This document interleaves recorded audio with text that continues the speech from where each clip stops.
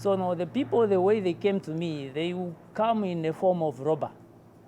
So they straight jump out from their car and straight to my key. One man introduced himself to me and said, okay, I'm a governor here in the Sioma Province. I was told that you were changing your tire here and you had the flat, you had the flat tire and changed your tire here. So you left a stone on the road that hit my tire, and therefore I have a punch. So for now, I'm here to arrest you. So I comply because in Namibia there's law. When somebody telling you he's a governor, he's a man that at least understands his position, and you need to give yourself as a person that comes from the country with, where there's law. So we comply with law. I give myself to him. He locked my car, he take my key. I enter in his bakkie. He drove with me to police in Sioma. He handed me over to the police and said, detain him, he's a Namibian. He changed his tire yesterday. People told me that he left a stone on the road. And that stone he left in the road is the one that caused my car damage. The police agreed because they were told that once you leave him to go, you are fired. So the governor is telling the police to detain me. Remember, there were no warrant arrest. And he's not a police. When you come to arrest him, you could at least maybe do some investigate and see whether I'm the really a cause of that. So now he didn't do any investigate.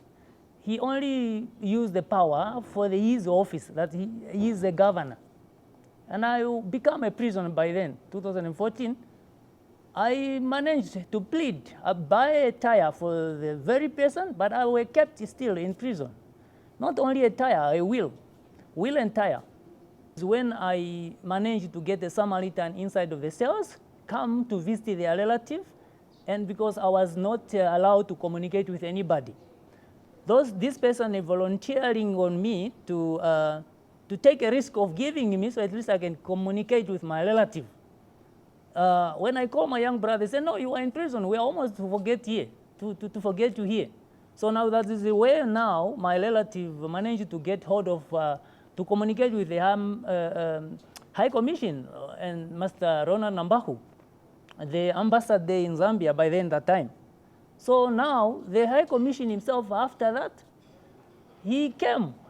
They came and look for me. They find me. Need an assistance whereby the government of Namibia must communicate with the government of Zambia to bring what is already commanded to be given back to me by the High Court of Zambia.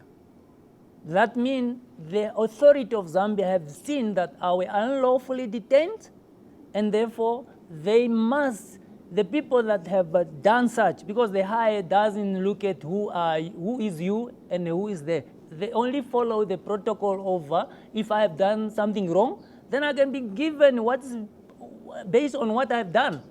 So therefore, the authority of Zambia have indicated their side to say I must be compensated that amount of 600,000 Namibian dollar, plus my car in a good condition the way they have found from me. And that is written on the court order that were given 26 April 2016.